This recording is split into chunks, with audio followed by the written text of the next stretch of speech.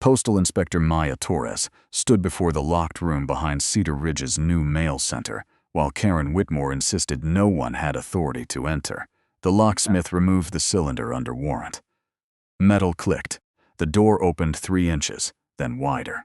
Inside were trays labeled with residents' names, a thick folder marked hold, and unopened court envelopes stacked beside a label printer. Ethan Walker stepped closer, then stopped. On top lay the warning letter Helen Price had supposedly received before nearly losing her home. Karen's face changed. Maya's did not. If stories about ordinary people standing up to quiet abuses of power matter to you, subscribe and stay with this one, because what Ethan found behind that door began with something that looked almost boring: a new building on the wrong patch of ground. 3 weeks earlier, Ethan had driven back to Cedar Ridge after helping his older sister repair storm damage at her home in Oregon. He had expected the familiar turn onto the county road, the line of maples along his fence, and the weathered survey stake his father had hammered beside the northeast corner years ago. Instead, he slowed before he reached his driveway. The corner had been scraped flat. Where the old fence and one broad maple had stood, a brick, glass, and steel structure gleamed in the afternoon sun. A polished sign read Cedar Ridge Mile Center. 2 rows of parcel lockers faced the road. Fresh concrete wrapped around the building. New shrubs covered the edge of the excavation. The place looked finished enough to suggest months of planning, yet Ethan had been gone only 3 weeks. He parked on his side of the line and began taking photographs before he said a word.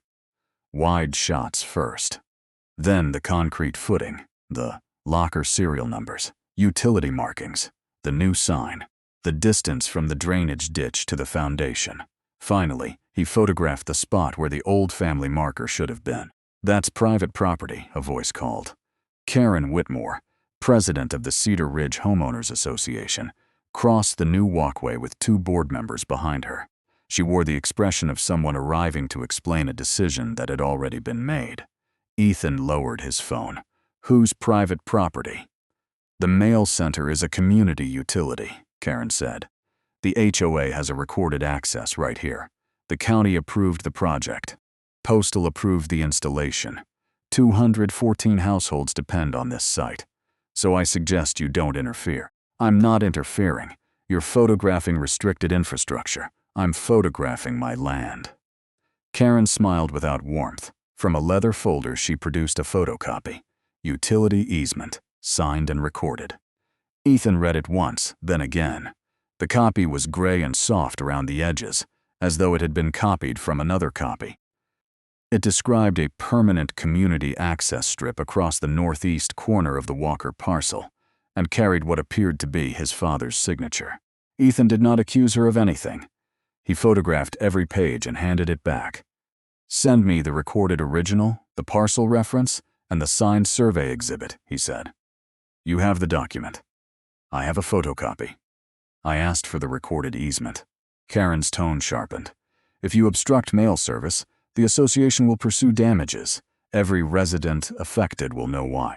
Ethan looked past her at the foundation, then toward the shrubs hiding the old fence line. He had learned long ago that people who wanted an argument often disliked precise questions more than anger. "One more thing," he said. "Who witnessed the signature?" Karen tapped the page. It was properly executed. Ethan stared at the name at the bottom, Thomas Walker. His father had been dead for 6 years, and the date beside that signature was not 6 years old. It was dated 3 years after Thomas Walker's funeral. Ethan photographed that line again, this time close enough to capture every stroke, seal, and number clearly. Ethan spent that evening at the dining table with the documents his father had taught him never to throw away. From a fireproof file box, he removed the original deed, the most recent boundary survey, tax maps, and photographs taken the year he replaced the northeast fence. One photo showed the old maple. Another showed the steel survey cap at its base. None of them matched the line suggested by Karen's photocopy. The next morning, he called Carlin Wynn, an independent licensed surveyor who had no connection to Cedar Ridge. Ethan gave her the deed and parcel number, but not his theory. He wanted the measurements to speak before he did. Carla spent most of the day rebuilding the boundary from county coordinates and surviving control points. She found the first buried monument near the road, then a second beyond the drainage swale. The expected corner marker was gone. Gone as in damaged? Ethan asked. Gone as in removed. They widened the search. Behind the new landscaping, beneath several inches of loose mulch and soil, Carla found the old steel cap lying sideways near a root ball. It had not migrated there naturally. By sunset, her preliminary measurements were clear. The mail center's foundation crossed the Walker boundary by 26 feet at its deepest point. Not the walkway, not a decorative edge. The building itself. Carla photographed every point, logged her equipment data, and told Ethan she would prepare a sealed survey. The next stop was the county records office. Karen's easement listed an instrument number in the upper right corner. Ethan gave that number to a clerk who searched the database, frowned, then turned the monitor slightly. The number existed, but it belonged to a drainage permit for a subdivision several miles away. Ethan asked for every filing tied to his parcel during the previous 5 years. There was no recorded utility easement, no approved building permit for the mail center, no notarized authorization from Ethan, no legitimate filing bearing Thomas Walker's signature. There was, however, a site sketch submitted by the HOA months earlier. It showed a rectangle labeled Mail Facility, but omitted the ownership boundary entirely. A note in the file showed the application had been withdrawn before full review. Was construction approved under something else? Ethan asked. The clerk checked again. Not in this file. Ethan then asked whether the notarization on Karen's document could be verified. The notary name was real. That made the document look stronger for about 5 minutes. County records showed the notary had retired and surrendered her commission before the date printed beside the seal. The signature date itself created an even simpler problem. Thomas Walker had died 3 years before he supposedly signed the easement. Ethan did not celebrate. A forged-looking paper did not explain how a finished building containing active mailboxes had appeared on his land. He called Carla from the parking lot. 26 feet, she repeated. I'll have the stamped survey ready tomorrow. Ethan looked back at the scanned site sketch on his phone. The public drawing showed the front lockers, electrical service, and a small maintenance alcove. But the building he had photographed was deeper than the drawing. He enlarged one side view. There should have been blank exterior wall behind the loading area. Instead, his photograph showed a separate side door. No door appeared on the submitted plan. No room appeared behind it either. That discrepancy mattered. A hidden room inside the building had required deliberate planning. By the time Carla returned with the sealed survey, Karen had already begun controlling the story. The Cedar Ridge newsletter claimed an outside landowner was challenging a community mail facility and warned residents that service delays could result from unnecessary interference. Ethan read the message once and put his phone away. He was standing near the flagged boundary with Carla when Helen Price approached from the sidewalk. Helen was 71, careful with money, and normally hesitant to involve herself in neighborhood disputes. "Are you stopping our mail?" she asked. "No. Karen says your complaint might shut the boxes down. I asked the county what permits exist, that's all." Helen studied him, then unlocked her phone. "Then maybe you can explain this." She opened Informed Delivery. The screen showed grayscale images of envelopes scheduled for her address. One was certified mail from the HOA's law firm. Another bore the county court's return address. Both had appeared in her daily preview. Neither had reached her locked box. "When were these?" Ethan asked. "Last week. I thought they were late. Then the association emailed saying I had failed to answer a legal notice." Ethan photographed nothing until Helen gave permission. Then he recorded the dates, sender information, and the fact that she still had no envelopes. A second resident arrived before they finished. Daniel Brooks taught 8th grade history and had spent the previous winter questioning why the HOA's insurance costs had nearly doubled. Daniel had his own screenshots. An insurance invoice appeared in his delivery preview but never arrived.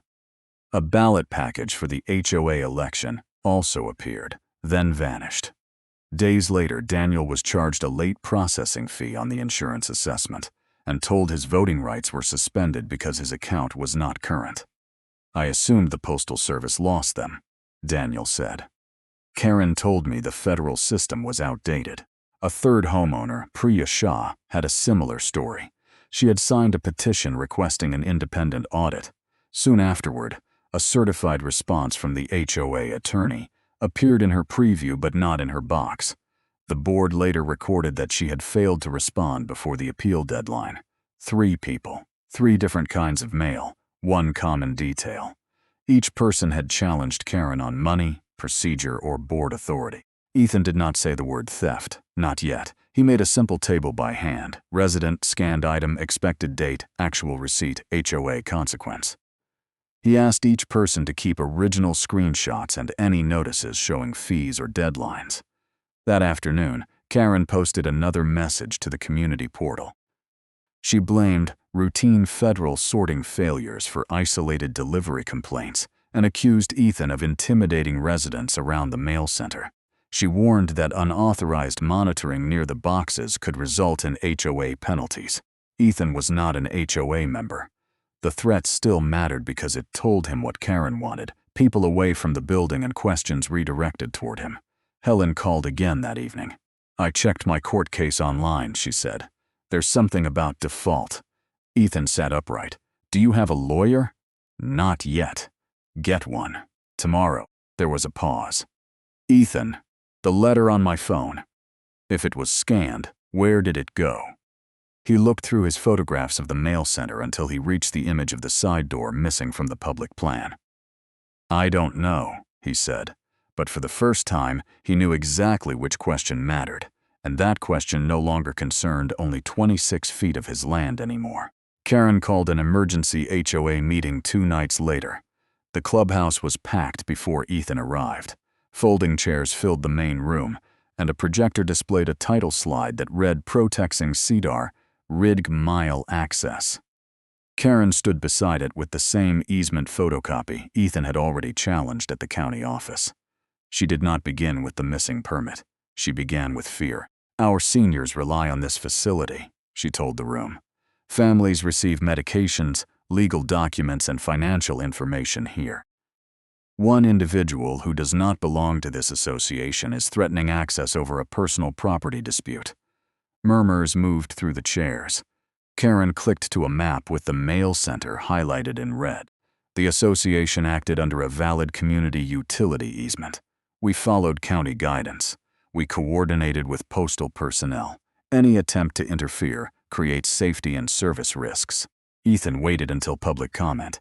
When his name was called, he walked to the microphone, carrying a thin folder. No poster board, no speech. "I have 3 questions," he said. Karen folded her arms. "First, where is the approved building permit?" She answered immediately. "That process was handled through the appropriate offices." "That wasn't my question. Where is the permit?" Several heads turned. Ethan continued. "Second, who verified the signature on an easement dated 3 years after the person who supposedly signed it died?"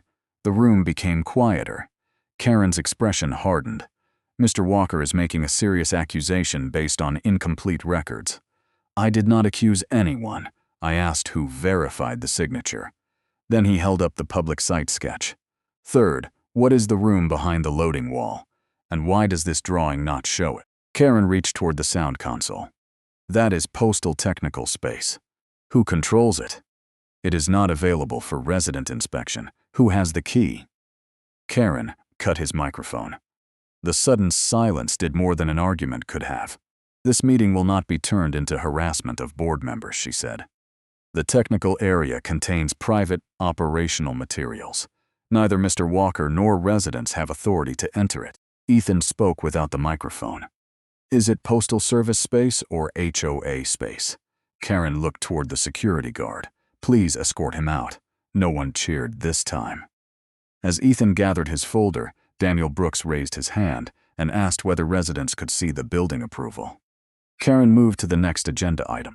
Outside, Ethan walked toward his truck but did not leave immediately.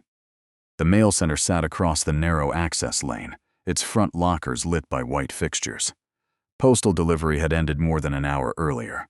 At 8:47 p.m., Karen exited the clubhouse carrying a plastic tote. She crossed to the mail building alone. Ethan watched from his own property. Karen did not use the front resident area. She walked around the side, pulled a card from her purse, and touched it to a reader beside the unlisted door. A green light flashed. The door opened. Inside the tote were bundles of envelopes and flats, not tools. Ethan could see their white edges beneath the clear lid. Karen stepped through and closed the door behind her. 11 minutes later, the interior light went dark. When she came out, the tote looked lighter. She locked the door, tested the handle twice, and drove away. Ethan wrote down the time. He still did not know what happened in that room. But Karen had just answered one question she refused to answer in public. She had access, and she used it after normal mail delivery had already ended. The next morning, Ethan changed his approach from suspicion to preservation. He mounted a weatherproof camera on a post well inside his surveyed boundary. A sign beside it stated that the property entrance was under video surveillance. The lens covered the access lane, the side door of the mail building, and the strip of ground where the disputed foundation crossed his line. It did not point toward the faces of resident mailboxes or capture anyone opening personal compartments. Then he began a timeline: postal vehicle arrival, postal vehicle departure, Karen's entries, contractor visits, dates on informed delivery images, dates the HOA claimed residents had failed to respond, fees added afterward, voting restrictions, legal notices. Ethan kept the entries factual enough that someone who disliked him could still read them. Carla delivered her final survey that afternoon. It carried her seal, coordinate table, monument references, and photographs of the removed corner marker. The 26-foot encroachment was no longer an estimate. Ethan's land attorney sent the HOA a preservation letter demanding that all records, access logs, construction documents, communications, and video connected to the mail facility be retained.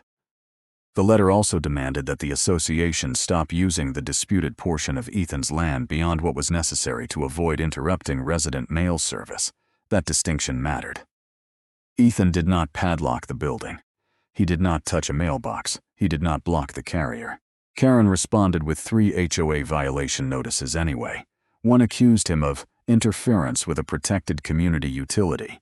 Another claimed his camera invaded resident privacy. The third demanded that he remove unauthorized markers Carla had placed on Ethan's own parcel. A crew arrived the following day and installed a new lock on the service gate.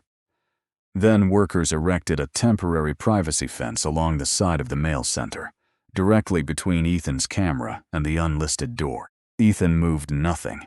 His existing camera still captured the access lane and part of the fence opening.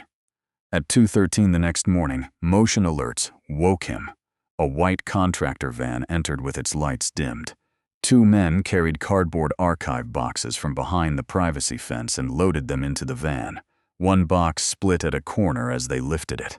Ethan could not read the papers inside, but he could see envelopes among them. For several seconds he considered walking outside. He stayed where he was. The point was not to win a confrontation at 2 in the morning. The point was to preserve what happened. He saved the original video, copied it to separate storage, recorded the timestamp, photographed the van's license plate from the footage, and exported the file without editing it. He calculated and stored a checksum so the original could later be verified as unchanged. By sunrise, the van was gone. Karen sent an email at 7:08 a.m., accusing him of escalating surveillance. Ethan forwarded the overnight footage, the sealed survey, Helen's screenshots, Daniel's screenshots, and his timeline to his attorney. Separately, Helen, Daniel, and Priya prepared complaints about their missing mail. For 1 hour, Ethan thought the room might already have been emptied. Then his attorney called. "Do not approach the building," she said. "Do not contact the contractor. We're making referrals. To the county. To more than the county." That afternoon, Ethan received a case acknowledgement tied to a postal complaint. The land dispute had opened one door. The missing mail was opening another. And unlike the HOA board, the next investigators would not care who controlled the clubhouse microphone.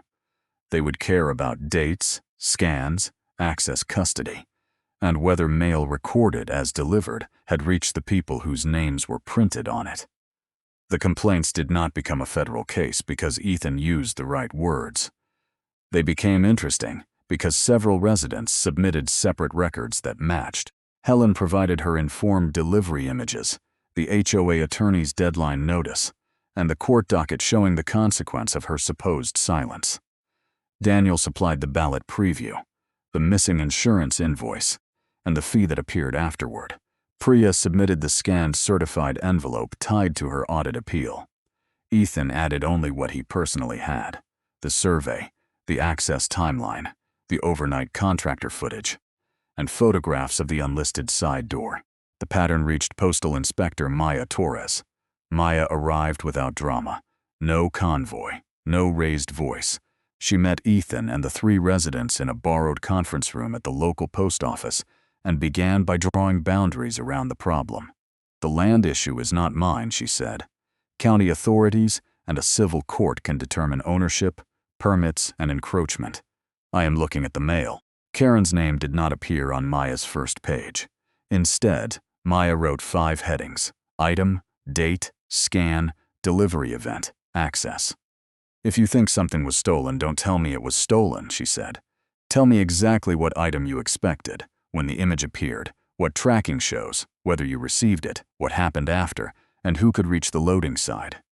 She questioned each resident separately. That discipline changed the case. Route data showed that several disputed pieces had not merely entered the postal network. They had been scanned as delivered at the Cedar Ridge cluster. The delivery events occurred at the same location where residents later opened empty compartments. Maya pulled access information connected to the facility's electronic side reader. Karen's card appeared repeatedly after delivery scans. One entry came 22 minutes after a certified item for Helen was marked delivered. Another came after Daniel's election packet entered the cluster. A third coincided with Priya's missing legal response. Karen had previously told residents she never entered the postal loading area. Maya did not call that a lie. She asked for the installation records. The mailbox cluster itself had valid serial numbers. Postal equipment had been ordered through approved channels. At first glance, that explained how the location had begun receiving mail, even while the land paperwork remained questionable. Then Maya compared the approved installation drawing with Ethan's photographs. The original drawing showed a standard loading configuration behind the resident boxes. No internal passage connected that space to a separate HOA-controlled room. A later contractor drawing did. Someone had revised the wall after approval. The altered plan added an interior service door between the loading side and the room behind Karen's card reader. That door was not disclosed in the postal approval package Maya obtained. "Who authorized the change?" Ethan asked. Maya closed the folder.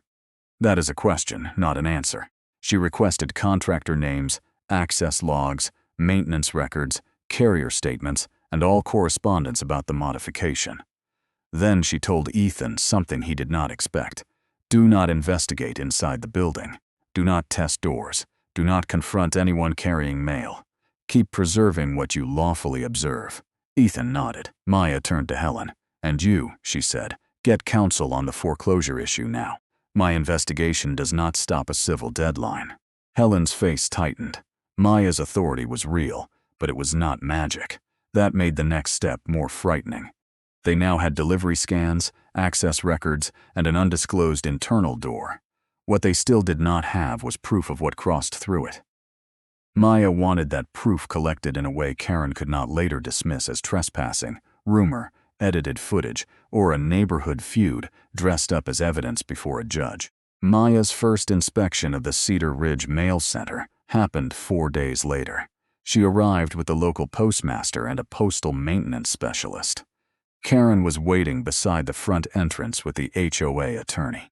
Her smile suggested she had prepared for a misunderstanding, not an investigation. "We are happy to cooperate," Karen said. "The rear room contains association maintenance supplies and confidential HOA records. It is separate from postal operations." Maya asked her to repeat that. Karen did. The inspection began at the resident's side. Maya checked serial numbers, lock types, parcel compartments, carrier access, and the arrow lock used for postal entry. Everything visible from the front looked legitimate. Behind the boxes, the details changed. The maintenance specialist removed an authorized panel and examined the loading structure. Several screw heads showed fresh wear. They had been removed and replaced often enough to strip paint around the edges. In a narrow seam near the altered wall, Maya found paper dust and fragments of adhesive label backing. "Normal?" Karen's attorney asked. The specialist did not answer for her. Not from routine customer use. Maya asked for service records. Karen produced a typed log stating that a postal contractor named Marcus Reed had been given access to the rear room for maintenance. Maya called Marcus while everyone stood there. He answered on speaker. "Did you have a key or card to the HOA room behind the mailboxes?" "No." "Were you responsible for postal maintenance there?" "No. My company poured the pad and set exterior." "Bollards." "We finished before the boxes went live," Karen's attorney interrupted. "There may be confusion about subcontractors." Maya wrote down the statement. Then she approached the side door Ethan had photographed. "Open this room, please." Karen's expression did not move. "That is private HOA property. You just described it as maintenance space connected to this facility. It contains association records. Your authority does not extend to a private room." Maya looked at the wall, then at Karen. "Whose land is the room on?" HOA-controlled land under easement. Ethan had been asked to remain outside until needed. Maya called him in. He carried Carla's certified survey and a certified copy of the deed. He placed both on the folding table without commentary. The survey line ran through the diagram in unmistakable detail. The disputed room sat well inside the Walker parcel. Karen's attorney read the first page, then lowered his voice. "The easement grants use. Show me the recorded easement," Maya said. Karen returned to the faded photocopy. Maya did not argue about forgery. She asked whether they would consent to opening the room. Karen said no. For a few seconds, everyone seemed to wait for Maya to force the issue. She did not. She documented the refusal, photographed the door and reader, recorded the room's relationship to the loading wall, and placed tamper indicators only on components within the area she was authorized to secure. Then she packed her file. Karen almost smiled. "So we're finished?" For today, Maya walked to her vehicle with the postmaster. Ethan followed far enough to ask one question. "You're leaving it locked?" "Yes." Karen was standing behind the glass, watching them.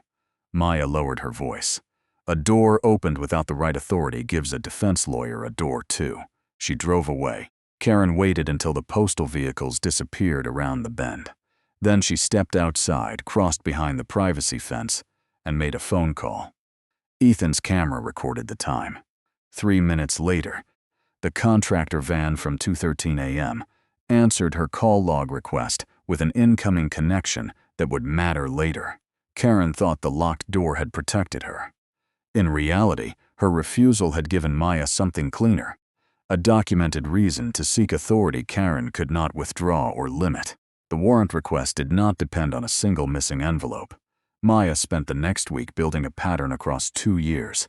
She compared delivery scans, resident complaints, HOA records, election disputes, legal deadlines, and access events. 43 pieces of mail had either an image or tracking record, showing they entered the final delivery process, yet the intended recipients said they never received them. 38 of those 43 belonged to 17 residents. The same 17 names appeared again and again in HOA conflicts. They had challenged special assessments, asked for invoices, requested audits, opposed Karen in board elections, appealed fines, questioned vendor contracts, signed petitions. The missing items were not random birthday cards. They included court notices, insurance bills, certified legal responses, audit correspondence, HOA ballots, deadline warnings, and documents that could affect a homeowner's right to dispute a charge. Maya laid the dates beside HOA actions. A notice disappeared. A response deadline passed. A fee appeared. A voting right was suspended. A lien followed. In 2 cases, the association obtained default judgments after asserting that proper notice had been given and ignored. Karen's favorite phrase in the records was almost identical each time. Homeowner was duly notified and failed to respond. Maya still did not write that Karen had intercepted the mail. The locked room had not been searched. Suspicion, even strong suspicion, was not the same as physical evidence.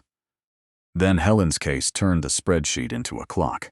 Her attorney discovered that the foreclosure sale connected to the disputed HOA lien was scheduled in 10 days. Karen's law firm argued that Helen had repeatedly ignored certified notices. Postal records showed those notices had been delivered to the Cedar Ridge cluster. Helen's informed delivery history showed images of them.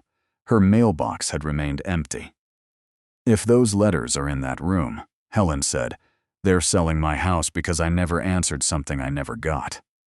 Maya did not promise they were there. She promised to preserve the evidence she could prove. The strongest new piece came from someone Ethan had never met.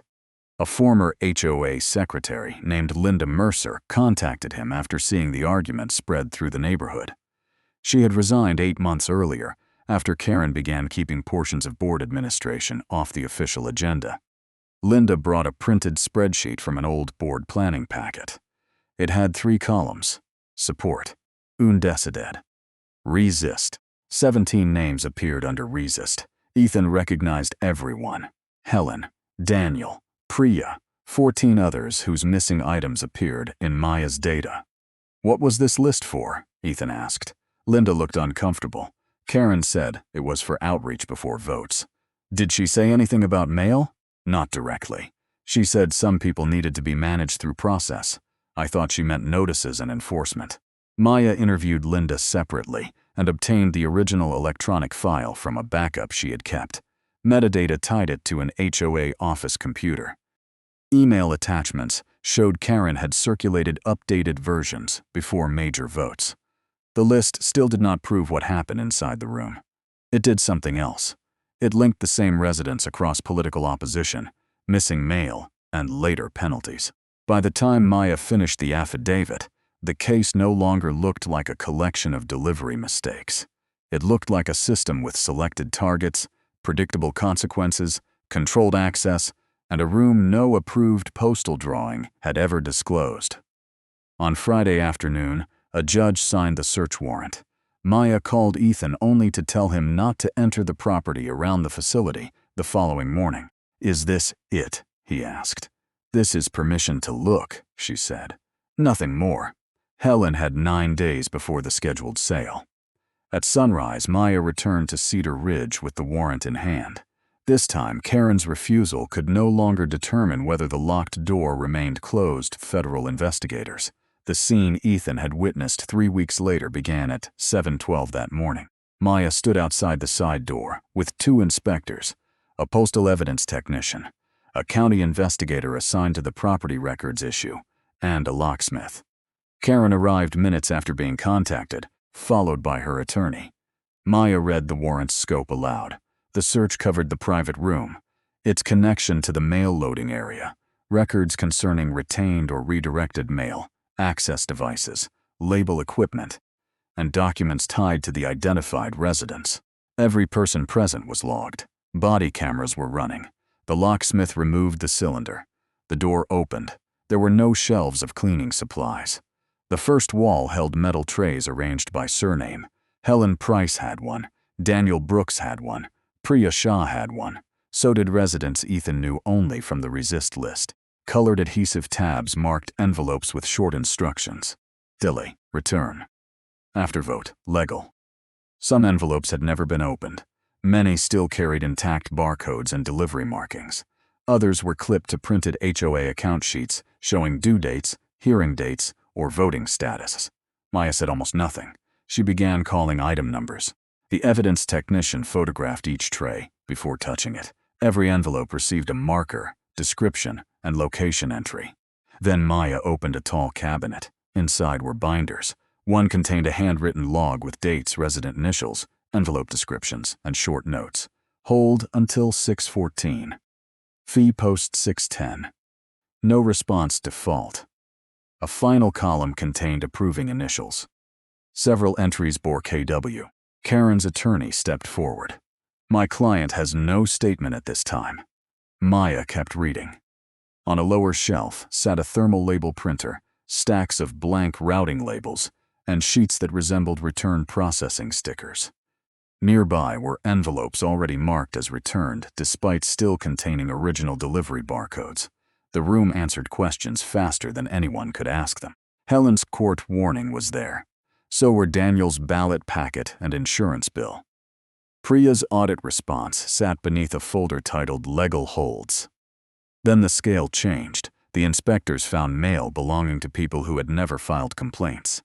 Some residents had no idea an item had ever been sent because they had not used informed delivery or tracking.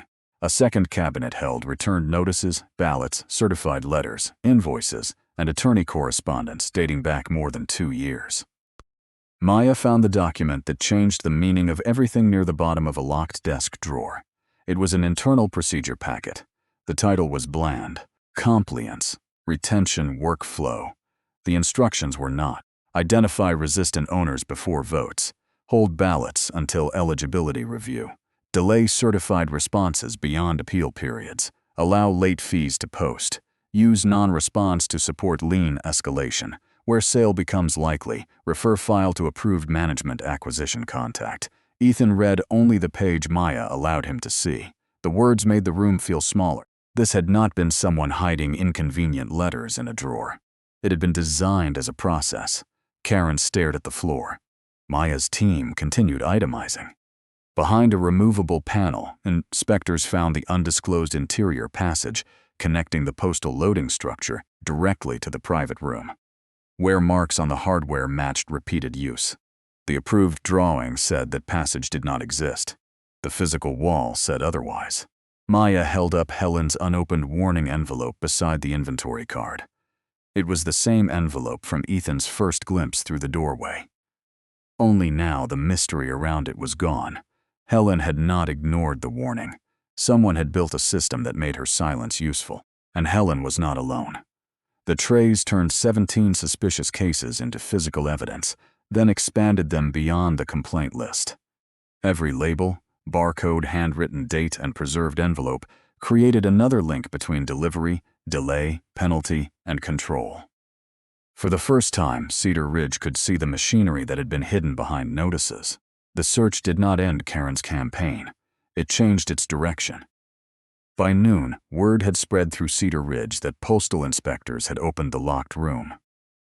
By 3 o'clock, Karen had arranged a small press conference outside the clubhouse. She stood behind a folding podium with the HOA attorney and 2 board members. "This community is being targeted by a wealthy landowner who wants to disrupt essential mail service for personal gain," she said. "Federal personnel exceeded what we believe is lawful authority in a property dispute that remains unresolved." Ethan watched the clip once from his kitchen. He did not respond on camera. Karen's attorney filed an emergency motion challenging the evidence search on the theory that the room sat on disputed private property and that investigators had relied on a contested ownership claim. The argument collided with Karen's earlier position. For weeks, she had insisted the same land was unquestionably controlled by the HOA under a valid easement. Now her legal team described ownership as unresolved when that helped challenge the warrant. Ethan's attorney noted the contradiction and said nothing publicly. Then an anonymous social media account released a video showing Ethan near the mail center, apparently arguing with residents and pointing toward the boxes. The clip ended before the calm portions of the conversation and removed the moment Karen had cut his microphone at the meeting. Comments turned quickly. Some residents accused Ethan of provoking the entire crisis. Others asked why the full video had not been posted. Ethan made one public statement. He uploaded Carla's sealed survey, the county receipt showing no recorded easement tied to his parcel, the withdrawn site sketch, and a timeline of his own actions. He removed every resident name and every piece of private mail information. "No conclusions," his post said. "These are the records I relied on." Then he stopped. That night, at 1:38 a.m., his property camera sent another motion alert. The same contractor company that had removed boxes earlier returned with a pickup and a utility trailer. This time the crew carried saws, framing tools, and drywall equipment. A supervisor showed a security guard a work order marked emergency and structural repair.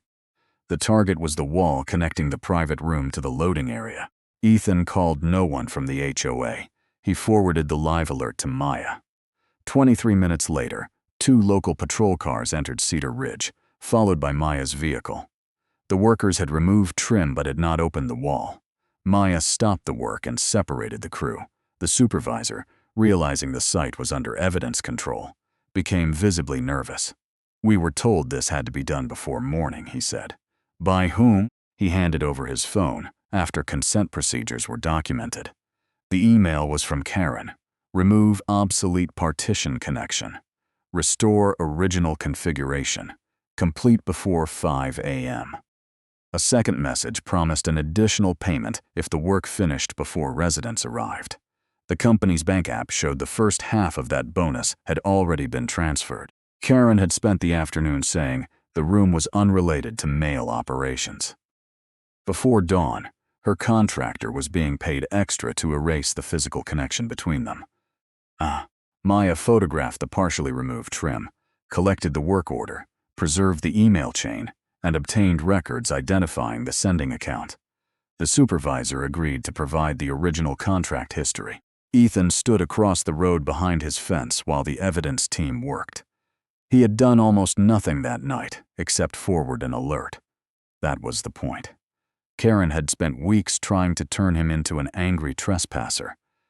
Instead, her own instructions had arrived with timestamps, payment records, and a crew willing to explain exactly what they had been sent to change. The harder Karen tried to control the story, the more original records she created. And those records pointed away from a simple land dispute and toward money moving behind the room at Cedar Ridge. The money did not move in one dramatic transfer. It moved through ordinary-looking fees. Investigators began with the contractor bonus. Then followed accounts tied to HOA collections, legal services, property management, and homes sold after lien enforcement. One company appeared too often: Ridgeway Community Services. On paper, Ridgeway handled delinquent property files, document processing, and resale coordination. Its registered manager was Aaron Whitmore, Karen's brother-in-law. The relationship had never been disclosed in the board minutes Ethan obtained. Over 3 years, residents whose mail appeared in the retention logs accumulated hundreds of late charges, legal fees, administrative penalties, and enforcement costs. 12 properties received liens connected to disputed notices. 4 homes were eventually sold below comparable market value. The buyers had different corporate names. Their mailing addresses did not. 3 used the same commercial suite as Ridgeway. The 4th used an accounting office that also filed Ridgeway's annual reports. Maya's investigation stayed focused on mail-related conduct, but financial records were now being shared with the appropriate agencies and local investigators. Ethan's attorney followed the civil side through board records and property filings. The sequence was remarkably consistent. A homeowner challenged Karen. A ballot, response, invoice, or legal notice was delayed. The HOA recorded non-compliance. Fees grew. Voting eligibility disappeared. Board decisions passed with fewer opposing votes. Contracts were approved without meaningful competition. Money flowed toward connected vendors. If the owner fell far enough behind, Ridgeway or a related buyer appeared near the property. The secret room had not merely punished dissent. It had helped turn procedural silence into revenue. Then Ethan found why the building had been placed on his land. The answer was in an email chain between Karen, the project contractor, and a planning consultant. Several possible sites had been discussed. 2 were on HOA common property, close to the clubhouse and easier for residents to watch. Karen rejected them. Her preferred location was the northeast corner of Ethan's parcel, because it had 3 advantages: limited residential sightlines, direct access from the carrier route, and a service approach screened by landscaping. One email referred to the location as operationally independent from common area review. Another called the side room board retention. The forged easement solved 2 problems at once. It made the encroachment look authorized, and it gave the association a paper explanation for why a private HOA room could stand beside postal equipment on land it did not own. But the emails contained a second plan. A commercial access road had been proposed beyond the Cedar Ridge subdivision. Developers needed a practical corridor toward the county road. Ethan's northeast corner sat near the most direct route. Karen wrote that once community utility use was established there, and later support compatible service expansion. Ethan read the phrase 3 times. The mail center had not been the final objective. It was a foothold. If Karen could portray Ethan as the man threatening mail service for 214 households, she could turn resident pressure into leverage for permanent access. That access could then support the road behind the neighborhood. The room made the scheme profitable while the land fight developed. The land fight made the room easier to hide. Every piece reinforced another. Carla's survey explained the location. The forged easement explained the cover. The retention logs explained the penalties. The resist list explained the targets. The bank records explained the motive. And Karen's own email explained what she hoped to take next. Ethan had started with 26 feet of missing boundary. He was now looking at a system designed to convert stolen silence into votes, fees, property, and eventually land. For Karen, control was never one thing. A missing envelope could become a missed deadline. A missed deadline could become a fee. A fee could become a lien could weaken an owner, a missing ballot could weaken opposition, and a fake easement could strengthen the next claim. What looked like separate paperwork was one machine, built to make every quiet advantage feed the next one. The criminal investigation was widening, but Helen Price still had a civil problem measured in hours. Her foreclosure sale had not disappeared, simply because inspectors found her unopened letters. 48 hours remained. Karen's attorneys argued that the sale process had been valid when initiated. Their filings said Helen had been notified repeatedly and failed to respond within required periods. They insisted that any later investigation into mail handling did not automatically erase existing civil orders. Maya could authenticate what her team had seized. She could not cancel the sale herself. Helen's attorney filed an emergency motion to stay the foreclosure, and Ethan's land attorney helped organize the evidence without turning the hearing into a trial of every allegation against Karen. They built one chain. First, Helen's informed delivery image showed the certified warning entering the delivery stream. Second, postal route data showed the item scanned as delivered at the Cedar Ridge cluster. Third, Karen's access card log placed her at the private room after that delivery event. Fourth, the room's handwritten ledger contained Helen's entry beside the word hold. Fifth, the original unopened envelope had been recovered from Helen's labeled tray under a warrant. Sixth, HOA account records showed additional fees posting after the response deadline passed. Seventh, a related company had expressed interest in the property once the lien advanced. Each piece alone could be explained away. Together, they described a straight line. Karen's lawyers attacked the line at its most technical point, custody. They suggested the envelope's location in the private room, did not prove who placed it there. They questioned whether evidence handling after the search had preserved the item accurately. They argued that a postal barcode could not establish what Helen knew. Maya brought the evidence log. The search had been recorded on body camera. The room was photographed before collection. Helen's tray received a location marker. The envelope received an item number. Its barcode matched the delivery record. Its seal remained intact. Every transfer after seizure was logged. There was no dramatic speech in court. The judge asked questions. When did the association swear Miss Price received this notice? Helen's lawyer gave the date. When was this envelope recovered? Maya gave the date. Was it open? No. Was it recovered from Miss Price's possession? No. From whose controlled room? From the room accessed through the HOA side of the Cedar Ridge mail facility. Karen's attorney stood. Your Honor, ownership and access are disputed, and the association contests any inference. The judge raised a hand. He placed a printed copy of the HOA's sworn service statement beside the evidence photograph of Helen's unopened envelope. One document said she had received notice. The other showed the notice sitting unopened in a room she could not access. The judge looked at both. How was she expected to respond to this? No one answered immediately.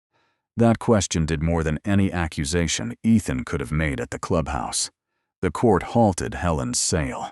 Then it stayed enforcement of related liens tied to disputed notice procedures, pending review, and ordered preservation of all HOA notification records connected to the affected residents.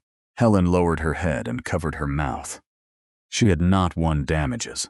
Karen had not been convicted of anything at that hearing, but Helen would wake up the next morning in her own home, without an auction clock running toward the front door.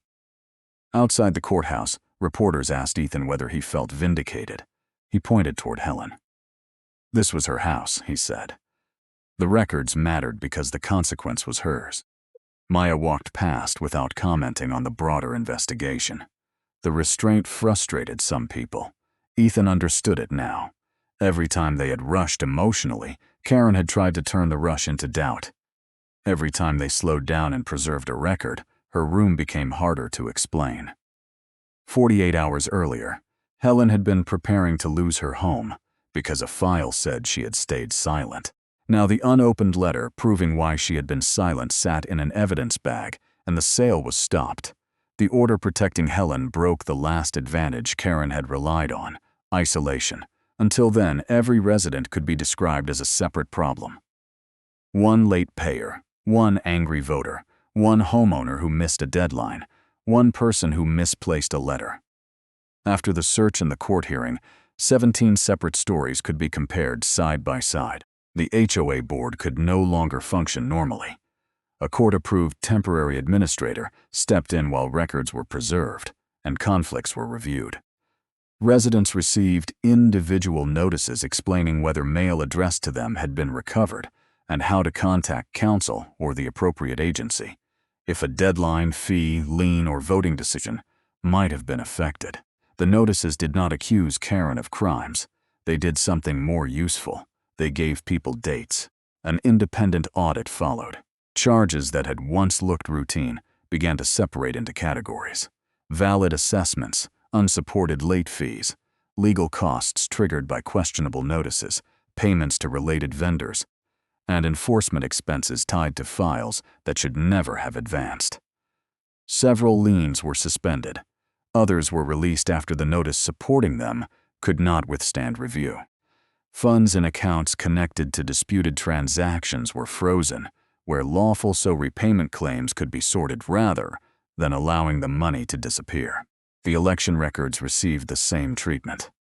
Daniel's voting rights were restored. Ballots recovered from the locked room were cataloged against election dates. Board minutes showed measures had passed during periods when several opposing owners were listed as ineligible. New elections were scheduled under temporary oversight. The land issue moved on its own track.